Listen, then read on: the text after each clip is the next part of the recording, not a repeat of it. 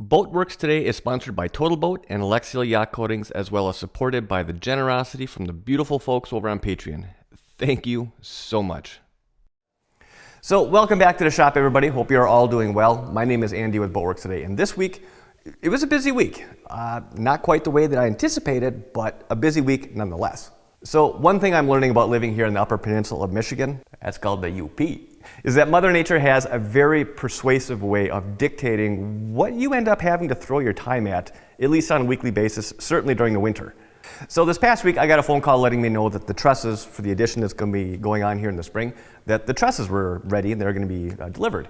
Now, originally they were supposed to be dropped off here on, I think, Monday morning, and then that ended up getting pushed back until Tuesday morning, primarily because of weather. Now, we had a storm start to roll in here on last Saturday night, I believe it was, and then that storm carried through late Tuesday evening, like early Wednesday morning, something like that. And as was the case with a lot of places, not just us, I mean, pretty much the whole northern half of the United States, I believe. And I think probably right about now the East Coast might be getting hammered, unless it went north. But anyways, but we got snow. We got a lot of snow. Hard to say on average with, blowing and drifting and stuff, but I would say on the level we got probably about almost 3 feet of snow over the course of that, Saturday through Tuesday. And the funny part about storms like that is you pretty much got to stay on top of them. You can't let that snow get up too deep, otherwise it'll just get away from you and you'll be SOL. So long story short, Saturday, Sunday, Monday, and Tuesday, and Wednesday, I had to be out plowing. And there's quite a bit of area here that needs to get plowed between the house and the shop and the roads and all that other good stuff. So each time I had to plow was 6 to 7 hours per day. And after you take care of other things, that pretty much chews up an entire day. So as a result, I did not get much shop time this week. But I do think that there's enough time left to put something together that I think is going to be helpful for a lot of people. Although it may not feel like it right now in a lot of areas, spring isn't that far away. And we're heading into March now. And when you get to that time of the year, people's attitudes and mentality just changes. I mean, they're done with winter and they're already thinking about summer and spring. And it's right around that time of the year that everybody's planning their spring projects so that by the time summer starts, their boat is done, it's ready, and they're ready to start the boating season. And with that said, just as an FYI, I know some of you know this, and I'm sure some of you don't, but I work with a lot of people one-on-one doing consulting and stuff, helping them with their projects. And I run all that through Patreon. And the way this spring is shaping up, based on the people that I've been working with, it's going to be a very, very busy spring. There's some big projects underway. Everything from transom replacements to core replacements, all new bulkheads, complete refits, redoing all teak decks. There's a lot going on. And the one thing a lot of these projects have in common is that they're dealing with, size-wise, large areas. Now, after last week's video, when I kind of skimmed over making the templates and stuff for the transom that I'm working on here, I got a lot of people basically emailing me and asking to go through that process in a little bit more detail, because that's something that they're going to need on their own projects. And given the way that this past week has kind of played out, I think that would be a good topic to try and cover. So I'm going to make this its own standalone video so it'll be easy to search and find down the road. Because believe me, when it comes to doing projects like I just mentioned, if you have an older boat, it's not a matter of if, but when you're going to end up having to do something like this. So in the long run, I think this is going to be a video that's going to end up being helpful for quite a few people. Now, before we get into the video here, I just want to mention real quick that if you do have some projects coming up where it would be helpful to have some one-on-one time, whether it's going over material selection or just the overall process, step by step, I will have links down below to my Patreon account. You can check that out. Now, in addition to, the consulting side of things, one of the other, bennies that I've worked together with Total Boat on is being able to offer some discount codes on Total Boat products. And to be perfectly honest, more oftentimes than not, the money that you're able to save on materials far exceeds any kind of a monthly pledge on Patreon. So it's something that's worked out very well for a lot of people. And if it's something, again, that would be of interest to you, go ahead and check it out. Again, links are going to be down below in the description. So the cool part about this template system is that it is fast, it is simple, and it is dead accurate. And as an added bonus, it also requires minimal tooling. And to be quite honest, most of this stuff, a lot of you probably already have on hand, but what we're going to be needing here is some type of a sander. I like to use this little 1 1/8 inch little belt sander just because it's light and easy to handle. But in addition to some type of a sander, you're also going to need a high temp glue gun. Now this particular one is made by Surebonder. I don't know if this particular model is still available, but I know that Surebonder is, still an active company. So any kind of high temp glue gun, doesn't have to be this brand, also the glue sticks, as well as a razor blade. And then lastly, we're going to need to rip some strips. And for these wood strips, what you're going to want to use is, to be quite honest, anything that's cheap and thin. And for ripping this out, I'm going to be using my table saw just because for me it's going to be the fastest and easiest way to get this done. But honestly, almost anything would work. You could use a jigsaw, you could use a skill saw, a band saw. Hell, I mean, if you're really in a bind, you could even get away with doing this with a hand saw. So the goal here is to try and get a bunch of 2-inch wide strips. Now, I wouldn't get hung up on having them, making sure that they are exactly 2 inches. It could be a little bit more, it could be a little bit less. It really doesn't make all that much of a difference. I've just found 2 inches just tends to work pretty well. And then lastly, in addition to these strips, we're going to need what are called, well, what I call at least, pointer fingers. And you'll see what I'm talking about here in a minute.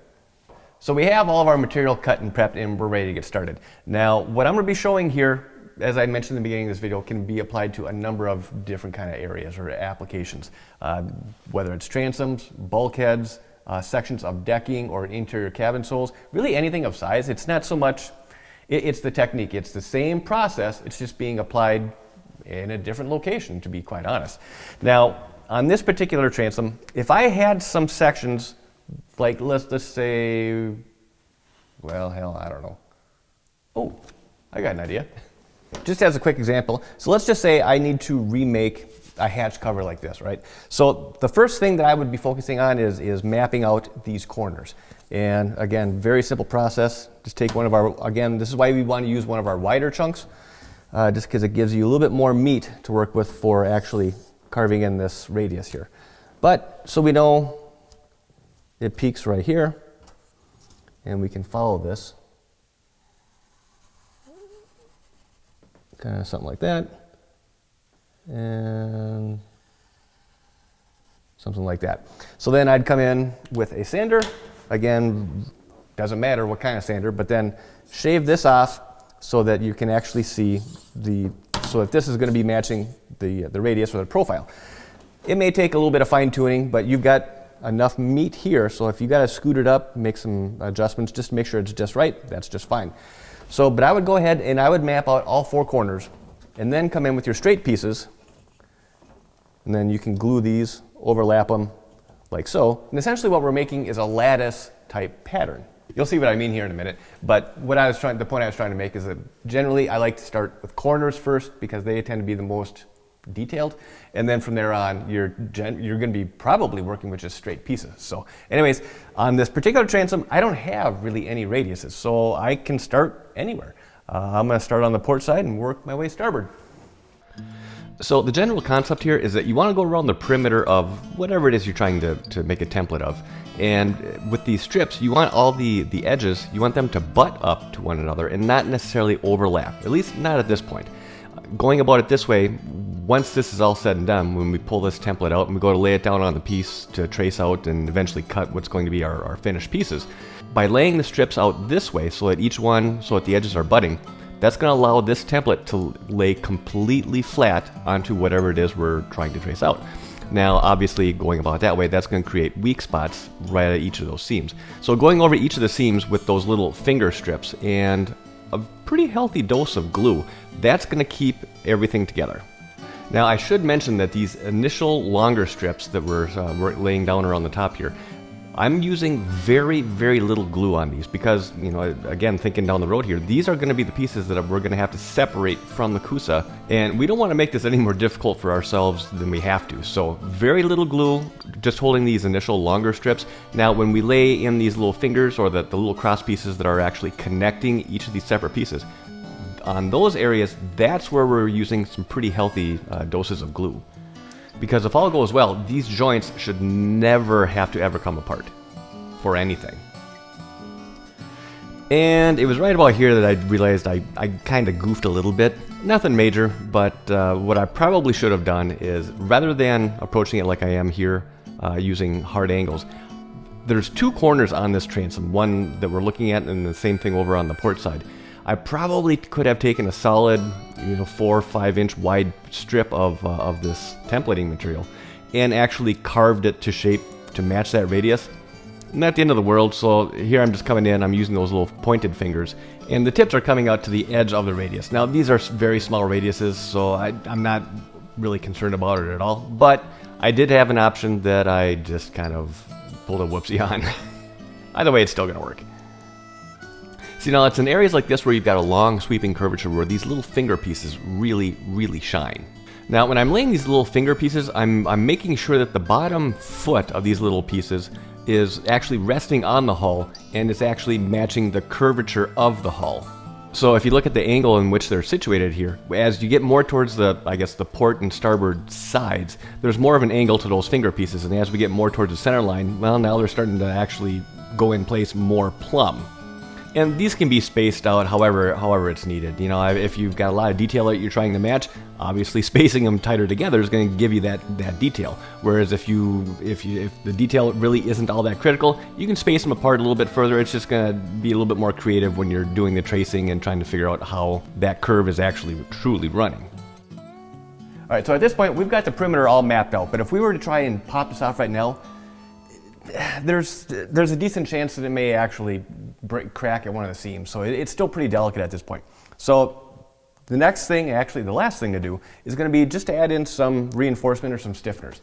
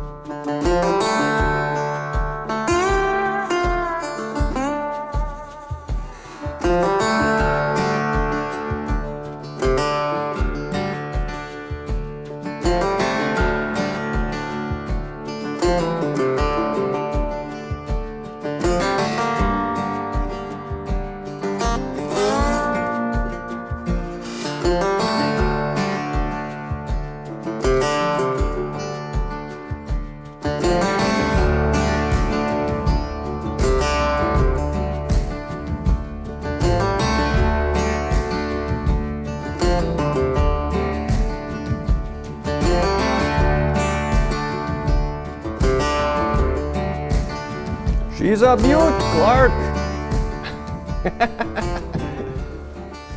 So now the cool part about doing templates like this is that let's just say you're doing a large area, like the entire deck of a 60-foot sailboat, right? You can take all your templates, when you pop them off, you can stack them all up, and in a relatively small crate made with 2x4s, you can fit all of the templates for a large boat like that in a relatively small crate and ship it across the country, and it'll survive the trip. I've done it many times. It works slicker than slick. If you're going to be transporting, another little trick that you can do is after you've got all your templates stacked, screw them all together so that when it's all inside the crate, it is just all locked in. It isn't going anywhere. So I really like this method of making templates. I've never had one destruct or fall apart on me, as long as I did it right and I was taking my time and whatever, right? But you know what I mean. As long as I took the time to do it right, I've never had one cause me any grief. And with that said, this template is done. So now it's time to go home and start editing. So as always, I hope you enjoyed this. I hope you found this helpful. And if you did, hit that thumbs up button. If you're not already subscribed, hit that subscribe button and the notification bell. Thank you in advance. I really, really appreciate that. If you have any questions, comments about this or really anything else, please let me know down in the comments below. I'll do my best to get back with you. And as always, thank you for your time. Thanks for watching. Have a great weekend. And I will see you next Sunday with clear weather and a lot of progress. Have a great weekend. This has been a Boatworks Today production.